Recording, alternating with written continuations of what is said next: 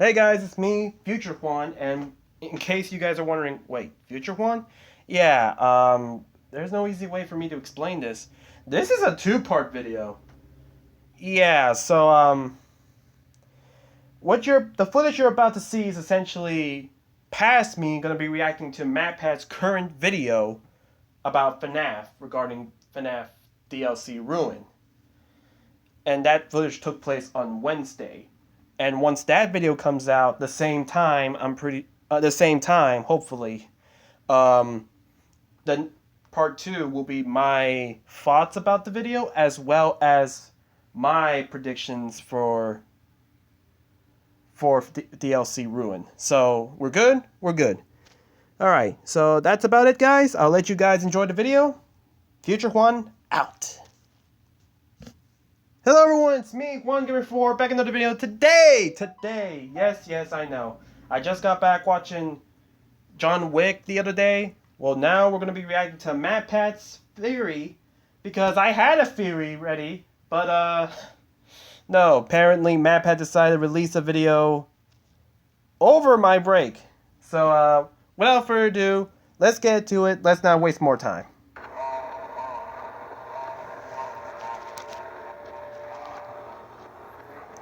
Okay, dark and eerie. I see the endos. Oh! From the dead it risens. Welcome to Game Theory, where today it's the best of times and it's the worst of times. I mean, on one hand, FNAF fans be eating good this month. Yes, we have.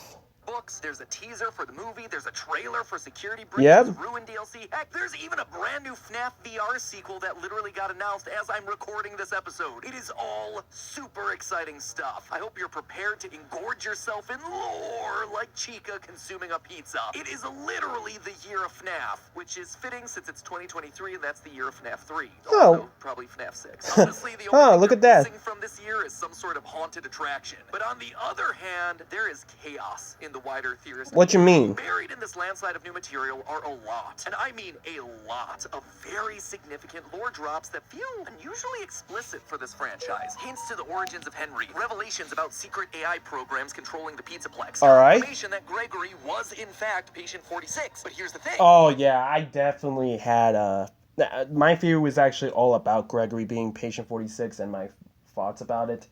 Hopefully I'll get a video out about that, but yeah.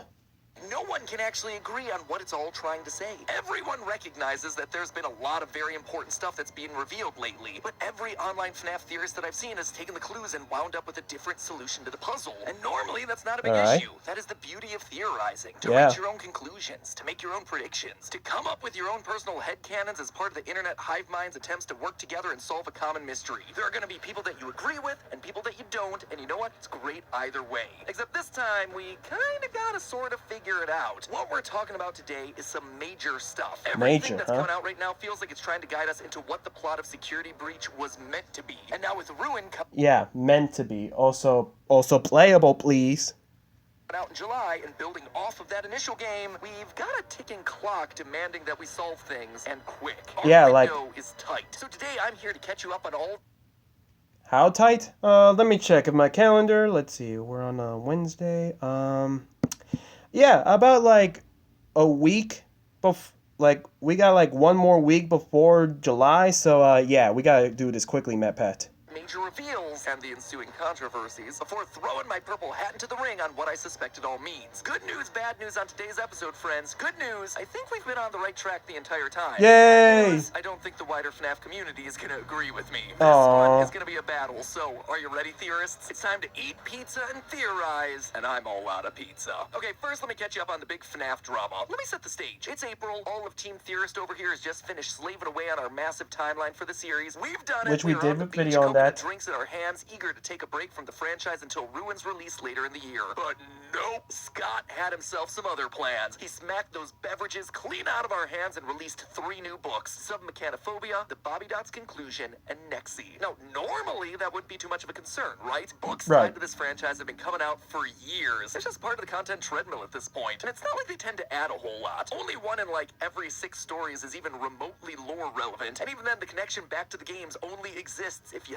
squint at it. But oh no, friends, not this time. Across the 3 books, story after story after story seems to have significant lore implications. Yeah, and it does. not only that, they're also much more direct in the way that the information is presented, with characters and events mapping largely one-for-one onto characters and events from the games. If Yep. you're not in the habit of reading these things, and let's be honest, why would you when I could just do the homework for you? What I'm talking about... Or, subscribe to Alex the Wolf YouTube where I read the books for you guys. Trust me.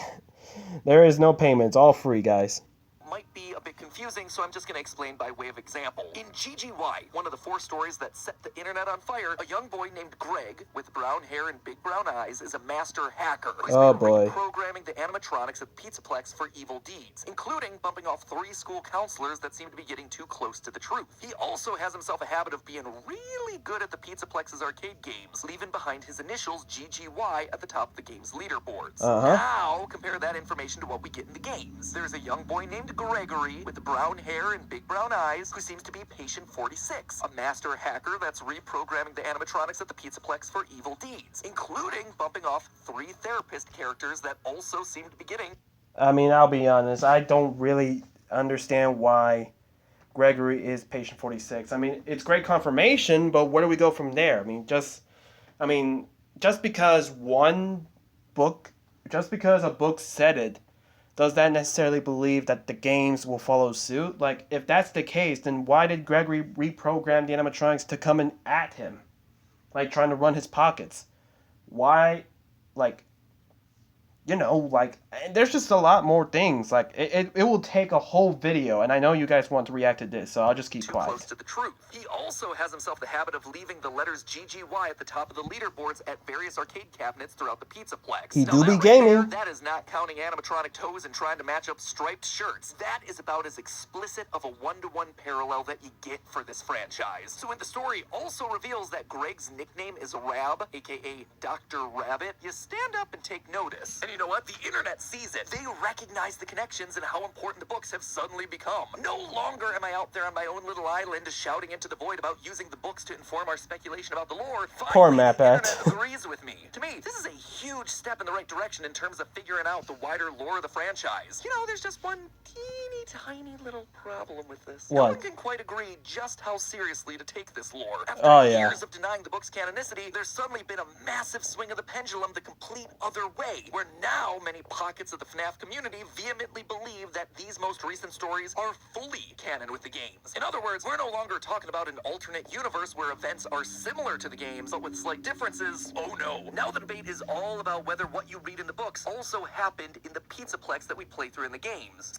I will say this. I feel like Tales of the Pizzaplex does somewhat connect to the games more than Fazbear Frights. Do I necessarily believe that Fazbear Frights is weaker compared to Tales in the Pizzaplex? No, not for a long shot. I mean, there are Fazbear Frights stories that I enjoyed a lot more than Tales in the Pizzaplex, but in terms of connecting towards the main games, I feel like Tales in the Pizzaplex takes that point respectfully. Before we dive into that can of worms, let's just talk about the stories themselves. I already filled you in on GGY, which means it's time to talk about the other three. Oh, come on! Which means it's time to talk about the other 3, which tell themselves a connected timeline of events. Starting with the first, the Mimic. This is the one that everyone has been losing their collective minds over. And the Mimic is a video topic that I wanted to talk about. Story tells the tale of Edwin, a genius inventor and single father, and his hyperactive son, David. Basically, Edwin is overworked. Years ago, he sold his struggling robotics company to Fazbear Entertainment, who now has him hard at work turning their, quote, weird costumes into entertaining robots. With the first one that he's working on being a bright yellow chick. There's just one problem here, David. David is 4 in all the best and worst ways possible. It means that he's sweet and excitable, but it also means that he's moody and demands a lot of time and attention. Boy, do I know the Edwin feeling. does not have. So to fix his problem and get him... Boy, do I know the feeling. I have, younger sisters and a younger brother now, and it's and I got a lot of cousins, young cousins, so it's boy, I understand the feeling. Oh, I hope I never get kids.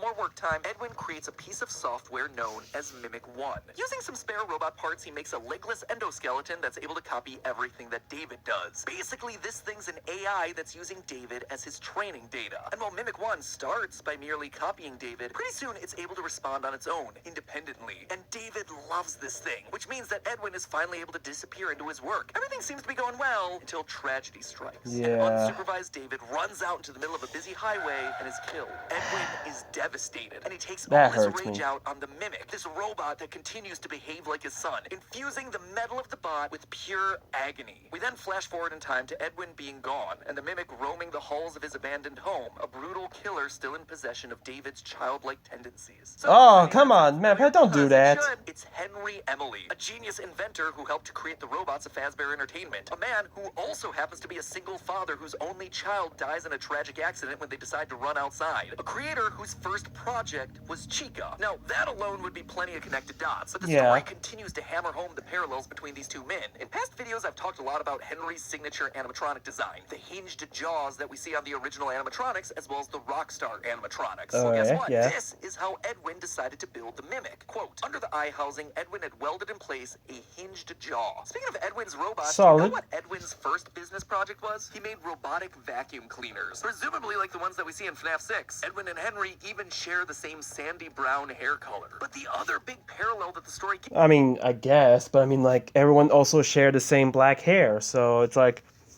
And we were pointing memes that, that's right, this Gregory is none other than this person. Or, you know, we were shouting, why can't we all be Grindchild? So, I think that's weak sauce. I'm sorry, Matt Pat. Us is when Edwin destroys the Mimic. The way this event is described is very similar to when Henry built the final Charlie bot from the Fourth Closet novel. Here's how it's described in Tales of the Pizzaplex. You can almost feel his murderous thoughts pouring through his muscles, transfusing through the metal into Mimic systems. And here's what happens when Henry builds the Charlie bot after her death. Quote from that book, when Henry began to make the fourth, his despair turned to rage. He seethed as he soldered her skeleton together, pouring his anger into the forge where he shaped her very bones. It was not Charlotte drenched in grief. It was made alive with Henry's fury. In both instances, we have men who have instilled their creations, animatronics that are literal stand-ins for their dead kids, with the pain and rage of loss. If that's not a solid connection, I don't know what is. Even from a timeline perspective, Edwin being Henry makes a lot of sense. In the Mimic, they specifically call out that he's 24 years old. After the death of his son, he disappears. But then, in another tale from the Pizzaplex, this one called The Storyteller... Oh, shoot, he appeared? 40 years later, I mean, well, I know he did, but I mean, like... to the Fazbear franchise to sit on their board of directors. Again, the books make a very specific point to call out all these dates. So why? What's the big deal here? Well, if Edwin is truly the parallel for Henry, Henry lost his daughter Charlie in 1983. We're not exactly sure when he leaves the company, but we definitely know when he comes back, 2023, as evidenced by the numerical code in FNAF 6. 40 years later. A perfect match to the time frame that the books have laid out. In short, Edwin has to be Henry, which means, in a very cool twist, our early franchise timeline was almost perfectly correct. Hey, solid point. William Afton's company specialized in hand-sewn mascot suits, and that Henry, when he was brought in, was the one responsible for turning those suits into animatronics. That prediction right there, that was right on the money. I was also on the right track when I said that one of the two founders had their failing company get bought out. I was just wrong about which one. In that timeline video, I suggested that Afton made Fazbear Entertainment, but eventually ran out of money and had to be bailed out by Henry. But as this story shows, it's actually the other way around. Henry was all... No, look at Matt Pat. No, look at William smiling in the background. He's like, oh yeah, I ain't bankrupt today. God dang it, William. The one that was bought out. And in one final parallel between the books and the games, the story actually describes the Fazbear exec that gets Edwin to sign away his business as Portly, which connects all the way back to the Silver Eyes, where Afton was described in a similar way. Quote, Afton was as robust and lively as Henry was withdrawn and shadowy. He was a hefty man who had the ruddy geniality of a financially shrewd Santa Claus. Dang. Cool, so we've got some confirmation on some early parts of the franchise, but what does any of this mean for Security Breach? Well, that's where the second Edwin story comes in, the Storyteller. In this one, we rejoin Edwin 40 years later. Because of his importance to the early days of Fazbear Entertainment, he now sits on the board of directors. A fact that does not land too well with the current head of the board, Mr. Burrows. Get it? His name's Burrows because everyone's always connected to rabbits. Anyway, to cut costs at the Pizzaplex, Mr. Burrows decides to lay off the entire creative department, instead replacing them with a generative AI that's capable of creating new storylines for all the characters. replacing humans with an AI because it's cheaper. Oh yeah, this definitely doesn't seem to go wrong in any way, shape, or form. I'm sure this is a wonderful idea. Basically, this thing is like ChatGPT on steroids. This, understandably, upsets Edwin, who apparently has gone from engineering nerd to creative heart of the company. But he's not just a WGA member that's upset about some Writers Guild's rights. What makes matters worse is the fact that Mr. Burrows isn't using just any AI, he's installing Mimic 1, the same program that Edwin created. The one that was trained by his son 40 years prior. When they install it, it even comes in the form of his son's favorite toy, a white tiger head. And here's where things start to get real crazy. This AI controls everything in the Pizzaplex. It runs through a large central tree of wires that are connected through the walls. Even tap. Oh, come on! Oh. Through the walls, even tapping into things like the animatronics themselves. In fact, once the Mimic 1 program gets installed, the behavior of all the animatronics starts to change from their normal personalities into something that's a bit more like a 4-year-old. They start to become possessive. They get into tug-of-war matches over toys. They sulk in the corner and cry. David is somehow getting infused into everything that this AI touches. Eventually, Edwin attempts to shut the Mimic 1 program down, but he dies in the process. However, in his final moments, he attempts to communicate with his son inside the AI. You see, in the Mimic story, Edwin watches David communicating with his robot buddy using a made-up language described like this. Quote, David and Mimic had been doing all manner of odd little drawings that were surrounded by markings that looked vaguely like hieroglyphics. Edwin then uses this same language to communicate with the Mimic software at the end of the storyteller. Quote again, every sheet of paper was covered with odd stick drawings and strange symbols that were not at all familiar to Mr. Burrows. Squiggles, squares, loops, triangles within triangles. So why is this story such a big deal right now in the FNAF community? Well,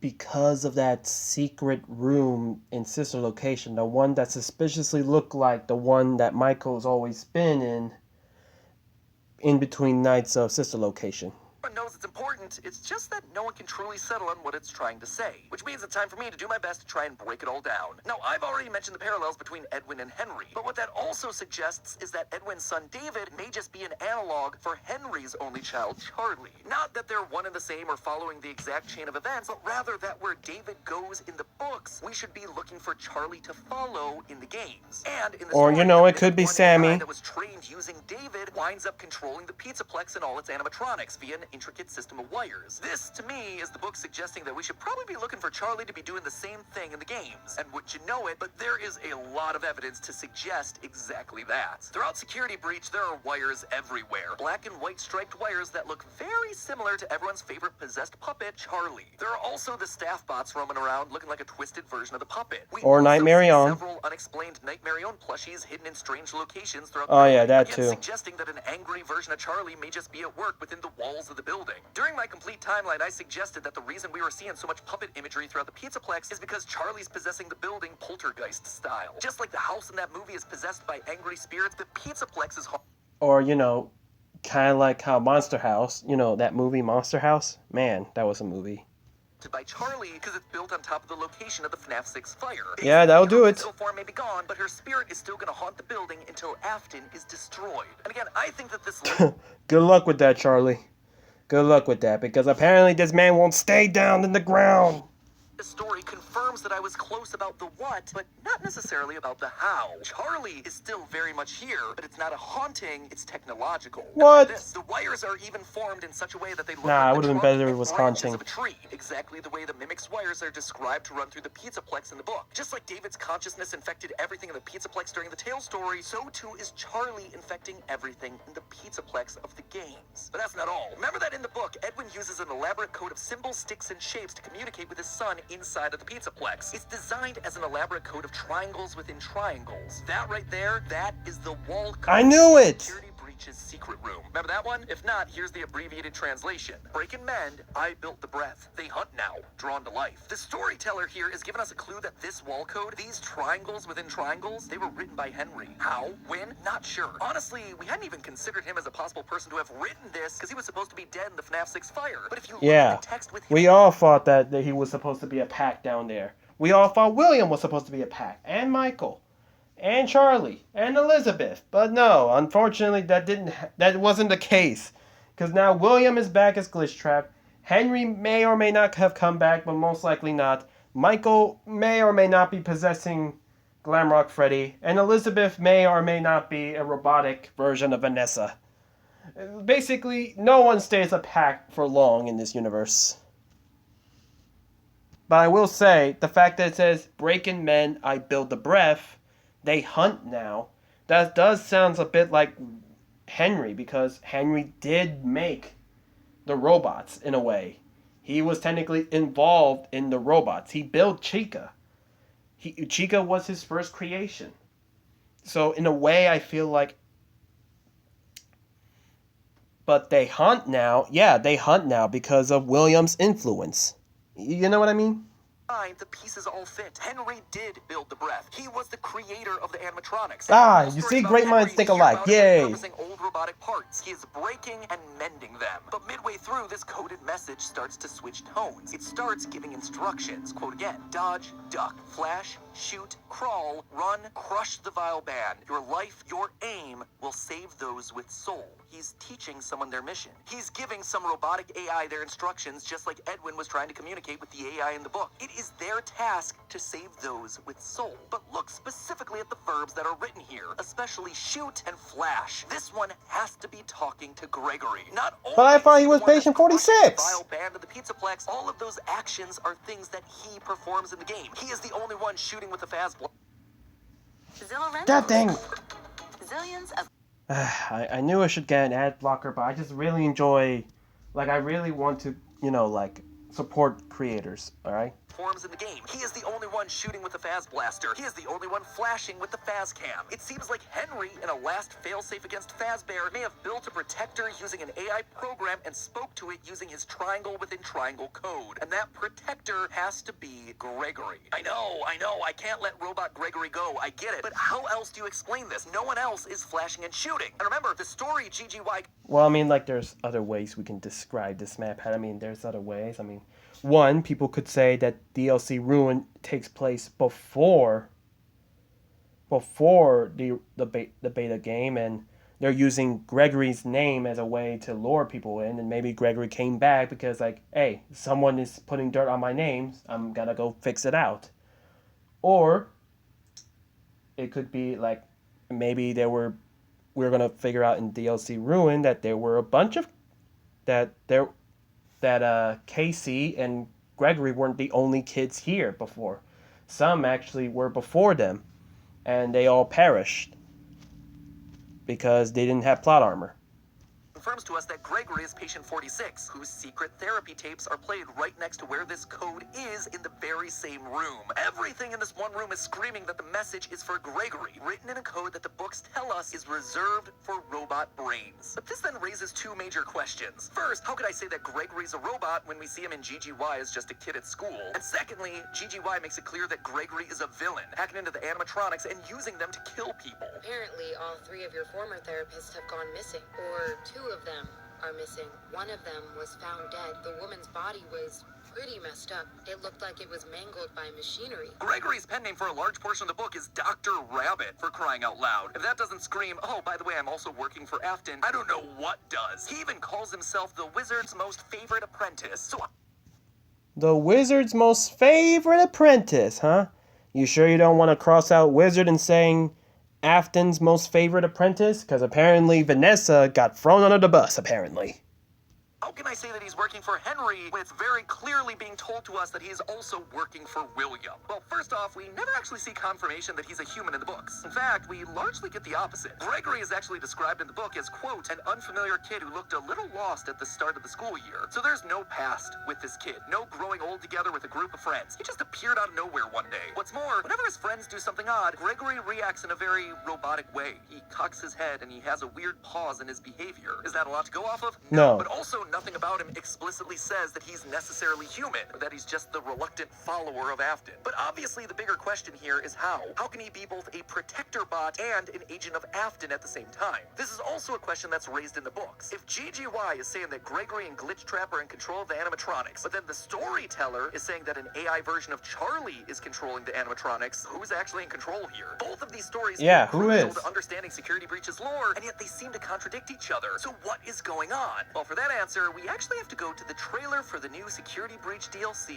Ruin. In the last few seconds of footage for this new game, we see a glitching techno rabbit, glitching between two colors, green and purple. This effect is known as chromatic aberration, which is when the lens of a camera is unable to focus the different colors of light into the exact same point. Usually you see this sort of thing with red and blue, sometimes red and green. Purple and green is not usually the natural color combination for this sort of effect, which means that it's trying to tell us something. And this isn't the only time we see it. If you go over to securitybreachtv.com, which has been the go-to location for all online teasers for these games, the website has the Steel Wool logo down in the corner, glitched again between purple and green. Not only that, they're reverses of each other. Not just reflections, but actually facing in opposite directions. Oh. Well, we know that purple is always going to be the villain color. It's evil. That is a given for this franchise. But pretty green, much. that then is probably the opposite color, the hero color. And while it could represent Elizabeth with her signature green eyes, what I suspect is more likely is that the green is Charlie. The color What? of the security puppet's eyes. The color of the wristband that she was wearing the night that she died. All green. So within Gregory, and honestly within all of these animatronics, there's a capacity for both good and evil. Glitch Trap is in the code, obviously. He's purple. But there's also a force for good, Charlie, in there as well as green. And what we're playing through is a battle between these two to ultimately decide who wins. That's why the tiger head and the Tales from the Pizzaplex story has two differently colored eyes. It shows two forces at work within the same program. This also explains why throughout the game, the other animatronics are getting corrupted, but why Glamrock Freddy isn't. He's booted in safe mode. The storyteller establishes that all the animatronics are hooked into the computer network that controls the Pizzaplex. By glitching out and then rebooting in safe mode, Glamrock Freddy is separated from that system, as well as any sort of corruption that's happening within it. And just like that, it all became crystal clear. The reason we have two stories telling us about two different sources of control over the animatronics in the Pizzaplex isn't because Scott changed his mind or because Steel Wool didn't get the memo. It's because Ruin is literally going to be a battle for control. The forces of evil, Glitch Trap, versus the forces for good, Charlie. One who wants to kill kids and use their souls to gain eternal life, and another who wants to put it all to rest and protect those who can still be saved. And Gregory is stuck there in the middle, both of them existing inside of him. Like he says himself at the end of the trailer, Don't give up on me yet. but hey. Oh.